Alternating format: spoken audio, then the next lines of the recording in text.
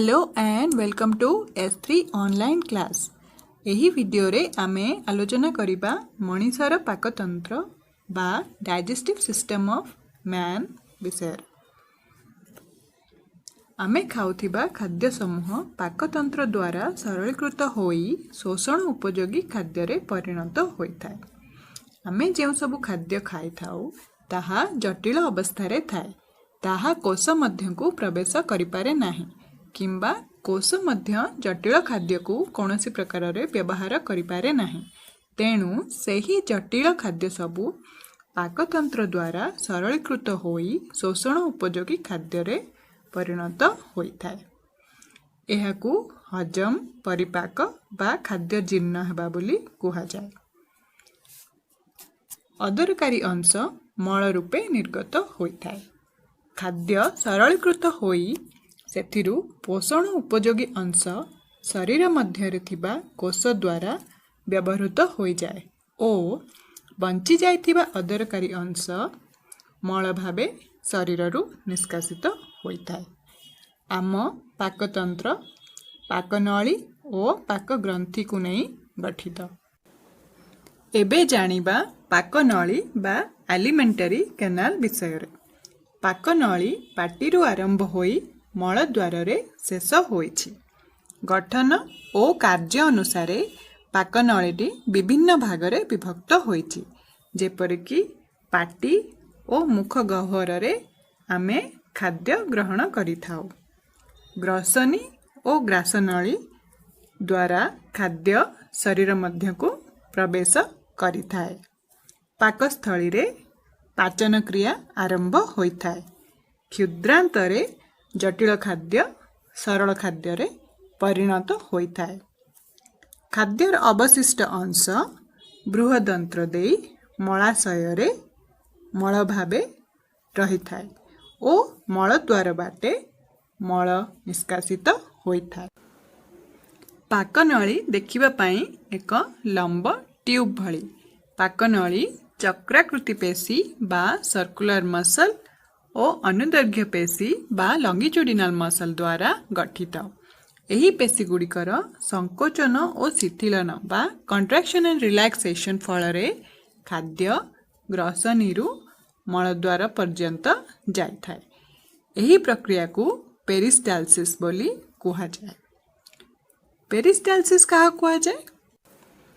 पाकनली रे थिबा चक्राकृति पेशी और अनुदैर्घ्य पेशी रो संकोचन और शिथिलन फल रे एक ढेउ आकार मांसपेशी चलन घटी थाए, जहा फल रे खाद्य ग्रसनीरु मलद्वार पर्यंत जाई थाए। एही प्रक्रिया को पेरिस्टालसिस बोली कुहा जाए। एबे जानिबा पाटी और मुख गह्वर विषय रे। पाटीर ऊपर और तले रहिछि ओठ, पाटी भितरे रहिछि मुख गह्वर।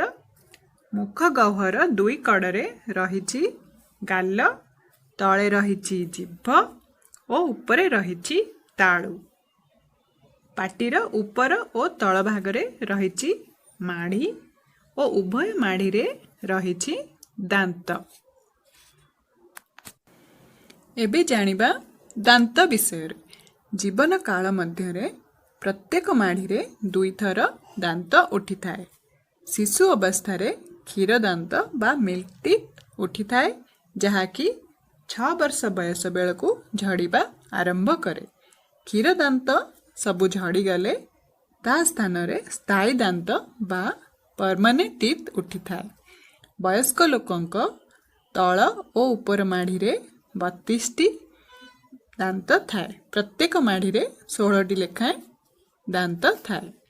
प्रत्येक माढ़ी रे 4टी कर्तन दांत, 2टी छेदक दांत, 4टी चर्बण दांत और 6टी लेखाएं पेषण दांत थाए। एबे जानिबा जीभ बा टंग विषय रे।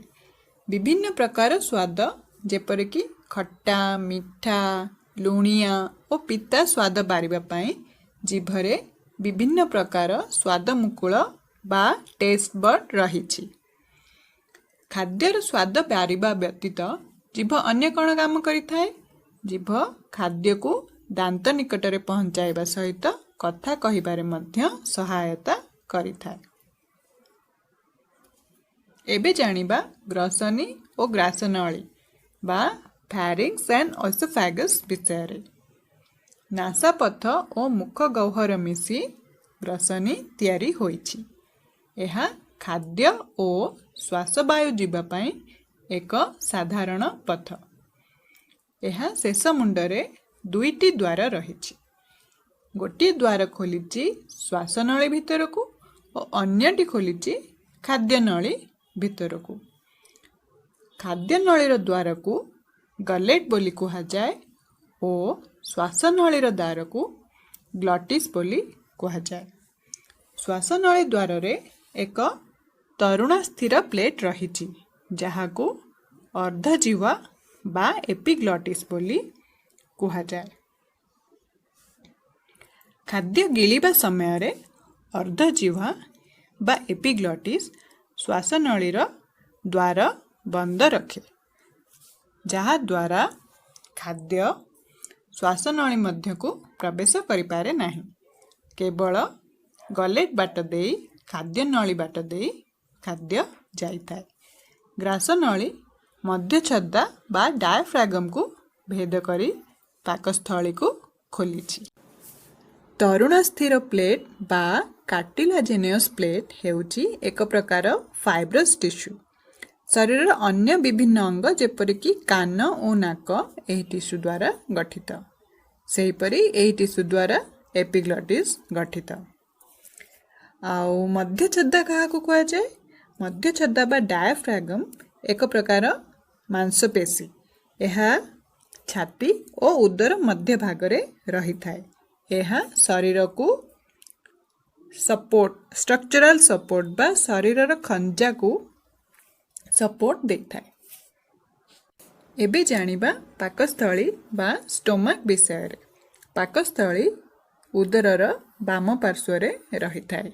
एहार ऊपर भाग चौड़ा और तल भाग कम ओसारिया। ऊपर भाग हृत्पिंड पाखरे थिबारु ताहाको कार्डियक स्टोमक बोली कहा जाए और तल भाग को पाइलोरिक स्टोमक बोली कहा जाए।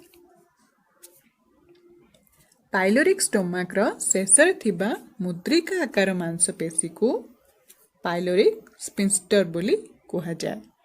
पाइलोरिक स्फिंक्टर रो संकोचन और उन्मोचन फल रे पाकस्थली रु अर्धजीर्ण खाद्य क्षुद्रांत को प्रवेश करिथाए। एबे जानिबा क्षुद्रांत बा स्मॉल इंटेस्टाइन विषय रे। क्षुद्रांत पाकस्थली रु बृहदंत्र पर्यंत लंबीछि। एहा तीन भाग रे विभक्त। प्रथम भाग को ग्रहणी बोली कहा जाए, मध्य भाग को जेजुनम और शेष भाग को इलियम बोली कहा जाए। एबे जानिबा बृहदंत्र बा लार्ज इंटेस्टाइन विषय रे। बृहदंत्र हेउछि खाद्य नलीर शेष अंश। यह मध्य तीन भाग रे विभक्त। प्रथम भाग को सीकम बोली कहा जाए और शेष भाग को मलाशय बा रेक्टम बोली कहा जाए और बाकी मध्य भाग को आमे कोलोन बोली कहि थाउ। क्षुद्रांतर शेष भाग रे इलियम और बृहदंत्र आरंभ रे सीकम रो संजोग स्थल रे भर्मीफॉर्म अपेंडिक्स बोली एक अवशेषांग रहिछि। यह अवशेषांग अर्थात एहार शरीर रे कौनसी कार्य न थाए। एबे जानिबा पाकग्रंथि बा डाइजेस्टिव ग्लैंड्स विषय रे। आमे जे जटिल खाद्य सब खाऊ ताहाको सरलीकृत करिबा पई हमको विभिन्न प्रकार एंजाइम रा आवश्यकता पड़ी थाए। एही सबु एंजाइम डाइजेस्टिव ग्लैंड्स बा पाकग्रंथि मध्यरु क्षरित होई थाए। खाद्य को सरलीकृत करिबा पई एही एंजाइम सबु पाकग्रंथि मध्यरु क्षरित होई थाए। एही सबु पाकग्रंथि पाकनली मध्यरे किंबा बाहरे रही पाकनळी सहित संजोग करिथांती। प्रथमे आसिबा लाल ग्रंथि बा सालाइवारी ग्लैंड को। यह मुख गह्वर रे थाए। मुख गह्वर रे 3 जोड़ी लाल ग्रंथि थाए। लाल ग्रंथि रु लाल क्षरित होइथाए। एथिरे टायलिन नामक एक एंजाइम थाए जहाँकि श्वेतसार युक्त खाद्य को हजम करिबारे साहाय्य करिथा। एबे जानिबा जठर ग्रंथि बा गैस्ट्रिक ग्लैंड विषय रे। गैस्ट्रिक ग्लैंड पाकस्थली मध्य रे अवस्थित। एही ग्रंथि रु पाचक रस बा गैस्ट्रिक जूस क्षरित होइथाए। पाचक रस रे लवणाम्ल, पेप्सिन और लाइपेज नामक एंजाइम रहिछि। ए पेप्सिन और लाइपेज हेउचंती एंजाइम, किंतु लवणाम्ल हेउछि एक अम्ल। एहाको HCl बा हाइड्रोक्लोरिक एसिड बोली कुहा जाय। एबे जानिबा यकृत विषय रे। एहा मनुष्य शरीरर सर्वबृहत ग्रंथि। एहा खाद्य नळी बाहरे रहिछि।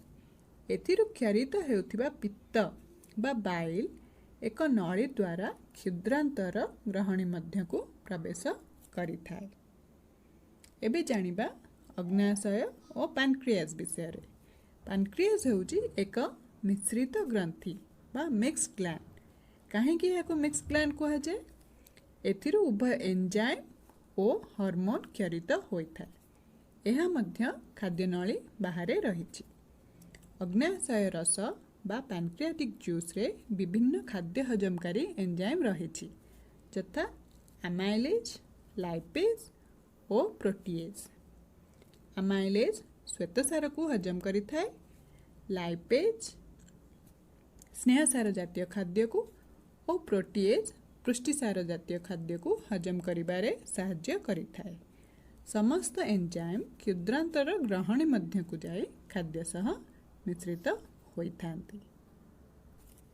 एबे जानिबा आंतरिक ग्रंथि बा इंटेस्टिनल ग्लैंड विषय रे। आंतरिक ग्रंथि क्षुद्रांत मध्य रे थाए। एथिरु आंतरिक रस बा इंटेस्टिनल जूस क्षरित होइथाए। एही रस रे थिबा विभिन्न एंजाइम हजम क्रिया रे साहाय्य करिथांती। एबे जानिबा पाचन क्रिया बा डाइजेशन किपरि होइथाए। आमे खाद्यर प्रकार भेदरे जानिथिले जे आमे सब खाद्य खाउथिबा खाद्य मुख्यतः श्वेतसार, स्नेहसार, पुष्टिसार, विटामिन, जल और धातव लवण होइथांती। ए भितरु विटामिन, जल और धातव लवण र अणुगुड़िक क्षुद्र और सरल होइथांती। एही सबु र अणुगुड़िक सहजरे कोष झिल्ली मध्य देई कोष को प्रवेश करिथांती। किंतु श्वेतसार, स्नेहसार और पुष्टिसार जातीय खाद्य र अणुगुड़िक बृहत और जटिल। एहार अणुगुड़िक कोष झिल्ली मध्य देई कोष को प्रवेश करिपारि नथांती। तेणु एंजाइम द्वारा सरलीकृत होई एही गुड़िक आत्मीकरण योग्य होइथांती बा कोष झिल्ली देई कोष मध्य को प्रवेश करिबा योग्य होइथांती। एबे जानिबा एंजाइम द्वारा केउ एंजाइम केउ खाद्य को केउ जटिल खाद्य को सरलीकृत करिथाए। अमाइलेज एंजाइम श्वेतसार युक्त खाद्य को सरलीकृत करी ग्लूकोज, फ्रुक्टोज और गैलेक्टोज रे परिणत करिथाए। सेहीपरि पुष्टिसार जातीय खाद्य को प्रोटीज नामक एंजाइम एमिनो एसिड रे परिणत करिथाए। आमे जानिछे जे पुष्टिसार बा प्रोटीन हेउची एमिनो एसिड रो श्रृंखल रु गठित। तेणु पुष्टिसार जातीय खाद्य सरलीकृत हेले एमिनो एसिड रे परिणत होइथाए। सेहीपरि स्नेहसार जातीय खाद्य को लाइपेज नामक एंजाइम फैटी एसिड और ग्लिसरॉल रे परिणत कराई थाए। एबे जानिबा खाद्य हजम रो प्रक्रिया। खाद्य हजम रो मुख्य प्रक्रिया हेउची खाद्य ग्रहण, पाकक्रिया बा डाइजेशन अवशोषण बा अब्जॉर्प्शन, आत्मीकरण बा एसिमिलेशन और शेषरे मलत्याग बा इजेशन। खाद्य ग्रहण और पाकक्रिया किपरि होइथाय? आमे पाटी बाटे खाद्य ग्रहण करिथाउ और ताकू दांत द्वारा चोबाई करी खाइथाउ, जहा फल कि खाद्य गुड़िक छोट छोट खंडरे परिणत हो जाए और मुख गह्वरे थिबा लाल ग्रंथि लाल निर्गत हेले सेथिरे थिबा टाइलिन नामक एंजाइम जटिल श्वेतसार खाद्य को माल्टोज रे परिणत कराई थाए और अन्य सब एंजाइम जहाँकि बैक्टीरियाइडल एंजाइम खाद्य रे थिबा बीजाणु को नष्ट करि देई थांती। खाद्य मुख गह्वररू नरम खाद्य पिंडरे परिणत होई ग्रासनली मध्य को गलेट बाट दे आसी थाए ओ ग्रासनलीर पुरसरण बा पेरिस्टालसिस प्रक्रिया जोगु पाकस्थली रे पहुंची थाए। ग्रासनलीरु नरम खाद्य पिंड आसी थाए पाकस्थली को। पाकस्थलीर कांथरे थिबा पेशीर संकोचन और प्रसारण फल नरम खाद्य पिंड परिणत हुए सूक्ष्म खंडरे। पाकस्थली रे थाए जठर ग्रंथि बा गैस्ट्रिक ग्लैंड, सेथिरु पाचक रस बा गैस्ट्रिक जूस क्षरित होई सूक्ष्म खंड को तरल मंड बा चाइम रे परिणत कराए और लवण आम्ल जठर ग्रंथि क्षरित लवण आम्ल तरल मंड को अम्लात्मक करे और जीवाणु नाश करे। सही अम्लीय परिवेश रे पुष्टिसार जातीय खाद्य पेप्सिन नामक एंजाइम द्वारा प्रोटियोजेस और पेप्टोन को सरलीकृत होता है और स्नेहसार खाद्य जहाँकि तैलीय खाद्य यह कौनसी अम्लीय परिवेशर आवश्यकता नहीं, तेणु स्नेहसार जातीय खाद्य लाइपेज नामक एंजाइम द्वारा फैटी एसिड और ग्लिसेरॉल रे परिणत होता है। पाकस्थली खाद्य आसी थाए क्षुद्रांतर प्रथम भाग ग्रहणी को। क्षुद्रांतर ग्रहणी रे दुईटी पर्याय रे कार्य संपन्न होता है।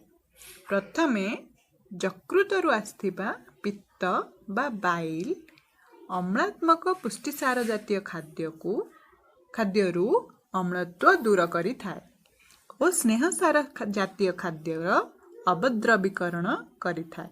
अवद्रवीकरण अर्थात इमल्सिफिकेशन हेउची एक मिश्रण क्रिया जहाँकि दुईटी अमिश्रणीय पदार्थ को मिश्रण करि थाए।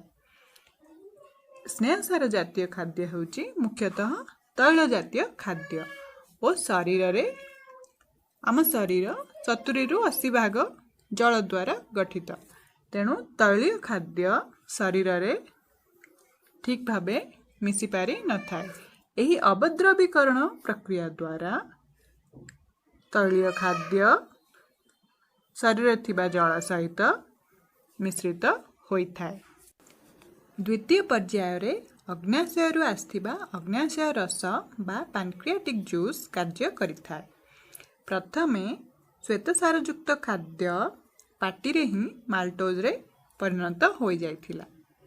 क्षुद्रांतर ग्रहणी रे अग्न्याशय रस रो एंजाइम अग्न्याशय एमाइलेज द्वारा माल्टोज परिणत हैला ग्लूकोज रे और पेप्टोन प्रोटियोजेस पुष्टिसारयुक्त खाद्य भांगी करी परिणत होइथिला पेप्टोन प्रोटियोजेस रे, ताहा भांगी परिणत हैला अमीनो एसिड रे का द्वारा प्रोटीएज द्वारा और अवद्रवीकृत स्नेहसार परिणत हैला फैटी एसिड और ग्लिसेरॉल का द्वारा अग्न्याशय लाइपेज द्वारा।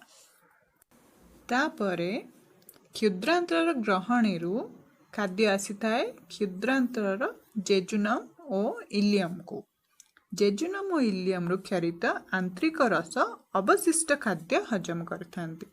ଯେଉଁ କିଛି ଖାଦ୍ୟ ବଞ୍ଚି ରହିଯାଇଥାଏ ଯାହାକି କ୍ଷୁଦ୍ରାନ୍ତ୍ରର ଗ୍ରହଣୀ ଦ୍ୱାରା ହଜମ ହୋଇପାରିନଥାଏ ଅବଶିଷ୍ଟ ଖାଦ୍ୟଗୁଡ଼ିକ ଜେଜୁନମ୍ ଓ ଇଲିୟମରେ ହଜମ ହୋଇଥାଏ। ଯେପରିକି ମାଲ୍ଟୋଜ୍ ଆନ୍ତରିକ ଆମାଇଲେଜ୍ ଦ୍ୱାରା ଗ୍ଲୁକୋଜ୍ରେ ପରିଣତ ହେଲା, ଅବଶିଷ୍ଟ ପେପ୍ଟୋନ୍ ଓ ପ୍ରୋଟିଓଜ୍ ଆନ୍ତରିକ ପ୍ରୋଟିଏଜ୍ ଦ୍ୱାରା ଆମିନୋ ଏସିଡ୍ରେ ପରିଣତ ହୁଏ ଓ ଅବଶିଷ୍ଟ ସ୍ନେହସାର ଆନ୍ତରିକ ଲାଇପେଜ୍ ଦ୍ୱାରା ଗ୍ଲିସେରଲ୍ ଓ ଫ୍ୟାଟି ଏସିଡ୍ରେ ପରିଣତ ହୋଇଥାଏ। ତାପରେ ଖାଦ୍ୟ ଆସେ ବୃହଦନ୍ତ୍ର ପାଖକୁ। ସମସ୍ତ ହଜମ କ୍ରିୟା ଜେଜୁନମ୍ ଓ ଇଲିୟମରେ ସରିଯାଏ। ହଜମ ହୋଇଯାଇଥିବା ସରଳୀକୃତ ଖାଦ୍ୟ ବୃହଦନ୍ତ୍ର ପାଖରେ ପହଞ୍ଚିଥାଏ। ଏଠାରେ କୌଣସି ପ୍ରକାର ହଜମ କ୍ରିୟା ହୋଇନଥାଏ, କେବଳ ଜଳ ଓ ଧାତବ ଲବଣର ଅବଶୋଷଣ ଘଟିଥାଏ। ଏବେ ଆସିବା ଅବଶୋଷଣ ବା ଆବଜର୍ପସନ୍କୁ। ସମସ୍ତ ସରଳ ଖାଦ୍ୟ ପାକନଳୀ ଦେଇ ରକ୍ତକୁ ପ୍ରବେଶ କରିବା ପ୍ରକ୍ରିୟାକୁ ଅବଶୋଷଣ ବା ଆବଜର୍ପସନ୍ ବୋଲି କୁହାଯାଏ। ଏହା ମୁଖ୍ୟତଃ ଦୁଇ ପ୍ରକାରର, ଯଥା ସକ୍ରିୟ ଅବଶୋଷଣ ବା ଆକ୍ଟିଭ୍ ଟ୍ରାନ୍ସପୋର୍ଟ, ନିଷ୍କ୍ରିୟ ଅବଶୋଷଣ ବା ପାସିଭ୍ ଟ୍ରାନ୍ସପୋର୍ଟ। ସକ୍ରିୟ ଅବଶୋଷଣରେ ଶକ୍ତି ଆବଶ୍ୟକ ହୋଇଥାଏ ଓ ନିଷ୍କ୍ରିୟ ଅବଶୋଷଣରେ କୌଣସି ଶକ୍ତି ଆବଶ୍ୟକ ହୋଇନଥାଏ। ନିଷ୍କ୍ରିୟ ଅବଶୋଷଣରେ ଡିଫ୍ୟୁଜନ୍ ଓ ଅସ୍ମୋସିସ୍ ଭଳି ପ୍ରକ୍ରିୟା ବ୍ୟବହାର ହୋଇଥାଏ। ଏବେ ଜାଣିବା ପାକନଳୀର କେଉଁ ଭାଗରେ କେଉଁ ପ୍ରକାର ଖାଦ୍ୟ ଅବଶୋଷଣ ଘଟିଥାଏ। ମୁଖ ଗହ୍ୱରରେ କିଛି ପ୍ରକାର ଔଷଧ ଅବଶୋଷିତ ହୋଇଥାଏ। ପାକସ୍ଥଳୀରେ ଆସ୍ପିରିନ୍ ନାମକ ଏକ ଔଷଧ ଅବଶୋଷଣ ଘଟିଥାଏ। କ୍ଷୁଦ୍ରାନ୍ତରେ ସମସ୍ତ ପ୍ରକାର ସରଳୀକୃତ ଖାଦ୍ୟର ଅବଶୋଷଣ ଘଟିଥାଏ ଓ ବୃହଦନ୍ତ୍ରରେ କେବଳ ଜଳ ଓ ଇଲେକ୍ଟ୍ରୋଲାଇଟ୍ର ଅବଶୋଷଣ ଘଟିଥାଏ। ଏବେ ଜାଣିବା ଆତ୍ମୀକରଣ ବା ଆସିମିଲେସନ୍। ଅବଶୋଷଣ ପରେ ଖାଦ୍ୟ ରକ୍ତ ଦ୍ୱାରା ବାହିତ ହୋଇ ବିଭିନ୍ନ କୋଷ ପାଖରେ ପହଞ୍ଚିଥାଏ। କୋଷ ମଧ୍ୟରେ ଶକ୍ତିମୋଚନ କାର୍ଯ୍ୟରେ ବିନିଯୋଗ ହେବାକୁ ଆତ୍ମୀକରଣ ବା ଆସିମିଲେସନ୍ ବୋଲି କୁହାଯାଏ। ଶେଷରେ ଆସୁଛି ମଳତ୍ୟାଗ ବା ଇଜେସନ୍। ମଳତ୍ୟାଗର ପ୍ରକ୍ରିୟା ଚାରି ଭାଗରେ ବିଭକ୍ତ। ପ୍ରଥମେ ମଳଦ୍ୱାର ଚାରିପଟେ ରହିଥିବା ସଂକୋଚନ ପେଶୀର ଶିଥିଳନ ହୋଇଥାଏ। ମଳାଶୟ ପେଶୀର ସଂକୋଚନ, ଉଦର ପେଶୀ ଓ ମଧ୍ୟଚ୍ଛଦାର ସଂକୋଚନ ଓ ସାମୟିକ ଶ୍ୱାସ ବିରାମ ଫଳରେ ମଳତ୍ୟାଗ ହୋଇଥାଏ। ଆଜି ପାଇଁ ଏତିକି। ଭିଡ଼ିଓଟି ଭଲ ଲାଗିଥିଲେ ଲାଇକ୍ କରିବ ଓ ଚ୍ୟାନେଲକୁ ସବସ୍କ୍ରାଇବ୍ କରିବ। ଧନ୍ୟବାଦ।